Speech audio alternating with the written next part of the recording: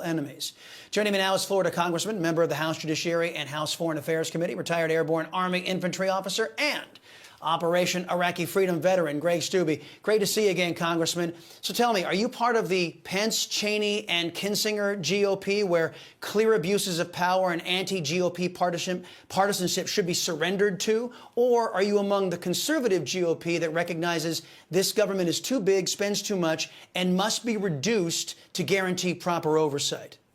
Yeah, certainly the latter. And the fact that we don't trust our government, look at Russia and the collusion hoax. For 2.5 years, it was a fraud perpetrated on the American people that the Trump campaign colluded and conspired with Russia for the outcome of the election. And you have those same people that investigated that now investigating Mar-a-Lago, where these individuals used the FISA court to surveil on American citizens, and now they're using the warrant system to go into Mar-a-Lago and go through Melania's closet and get whatever documents and information they want, take the president's passports with no legal representation allowed to go in. Of course, I don't trust the government. And there is going to be a lot that's going to be had on oversight on the FBI, on the FISA process. If that court's even there when we take the majority back, I will be surprised.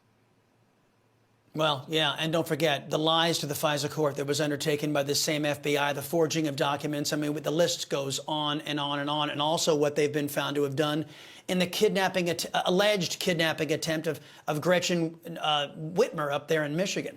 Yesterday, Magistrate Judge Bruce Reinhart released the Trump search warrant application. And in it states that they're looking for contraband, fruits of a crime, or other items illegally possessed. That's their reason for this raid. And according to a new report, the feds used WhatsApp to justify what many see as a permanent division in the United States that was undertaken by the DOJ. Isn't this the Democrats' new standard of all of their enemies are guilty until proven innocent?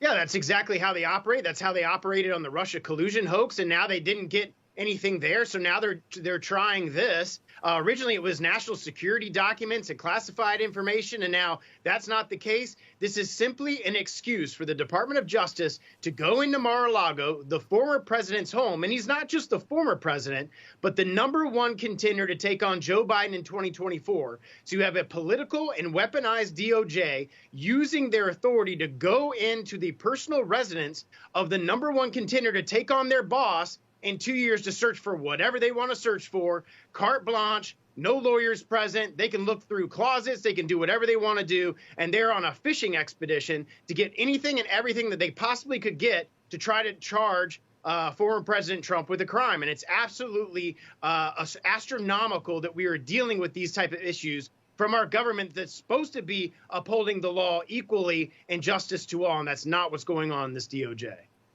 No. I'm with you. I think the Department of Justice needs to be ripped down to its core and rebuilt to get rid of all of this political bias. And I'm sad that former Vice President Mike Pence doesn't want to join in that effort to bring accountability back to government. According to U.S. intelligence analysts, as early as October of 2021, Congressman, Joe Biden knew that Putin saw a window of opportunity to invade Ukraine because of the United States' humiliating Afghan withdrawal at the hands of Joe Biden and his inept regime. Yet Biden and his regime did nothing to sanction Russia before they invaded. What does that tell you?